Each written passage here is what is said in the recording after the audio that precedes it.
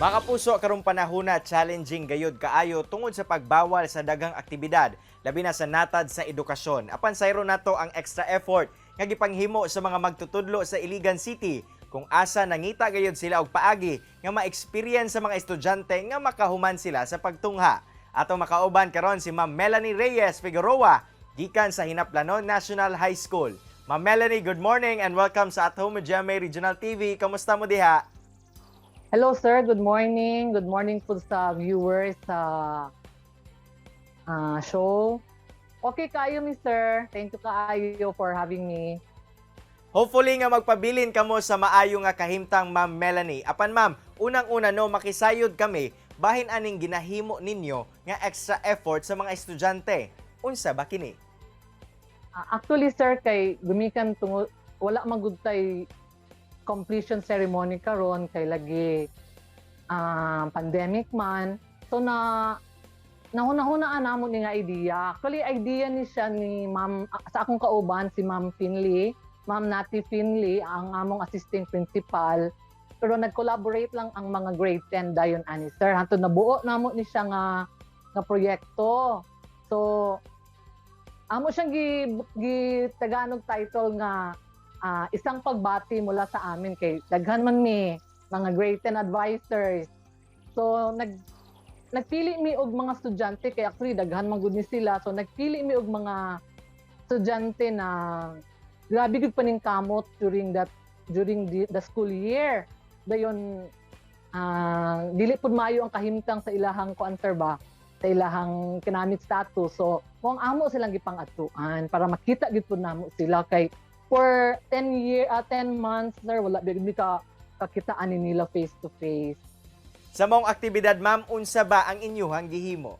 So pag ato namo dito sa ilahang actually tulo ni sila ka barangay ang among naadtuan sir. So medyo gabiyahe gud ni sir nga tunga ni. So pag abot namo sa ilahag gipangita pag ginamo ilang mga balay, ni ato gid sa mga suok-suok para lang gid makita namo ni sila. Dayon gitagaan namo sila og diploma nila kato ilahang certificate of completion. Then nagdala-dala sad mi sir og kanang cortina ba para aron ino namo ang kuan sir ba kanang backdropper ba. So actually mga kauban na po nako ang naa sa likod atong cortina sir. So gitagaan po namo sila sablay wherein sa kining sablay manggod para sa amo kanang naka-comply sila sa tanang requirements sa junior high school. Dayon, human og pictorial sir, syempre para nindot sad kaayo ilahang graduation gid ang dating sir ba. Naghatag sad mi og gamay nga pangsalo-salo nila sa pamilya sir after. Maka-inspire kaayo ang gihimo ninyo nga mga magtutudlo, Ma'am Melanie. Apan ma'am, unsa ba ang inyuhang gibati diyang nakita ang kalipay ingon man kadaugan sa inyuhang mga estudyante?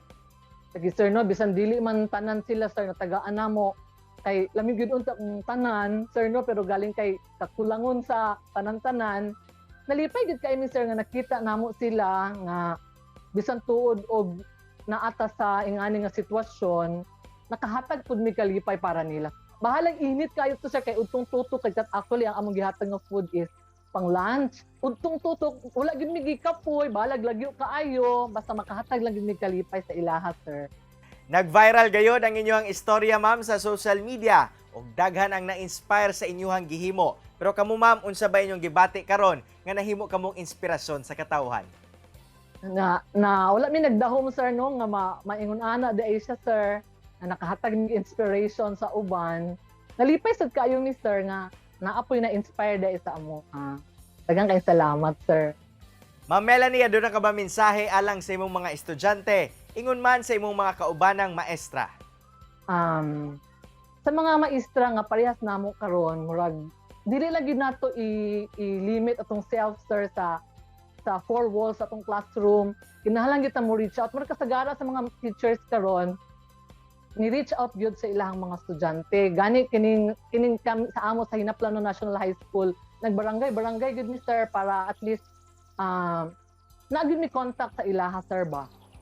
So, para po sa akong mga estudyante o sa mga umaabot na estudyante, naara gid mi kanunay mga maestra isip ikaduhang ginikanan sa mga bata. So, suporta ra gid mi kung unsay mga panginahanglanon, amo gid na siyang kung makaya namo amo gid siyang ihatag. Daghang kayong salamat Ma'am Melanie sa imong oras nga gihatag dinhi sa At Home with GMA Regional TV ug keep on doing good things sa imuhang pagtudlo sa next generation. Amping mo diha ma'am sa Iligan. Salamat kayo, sir. Mga kapuso, relax lang mo diha kay mo balik pa ang At Home with GMA Regional TV. Kini ang At Home with GMA Regional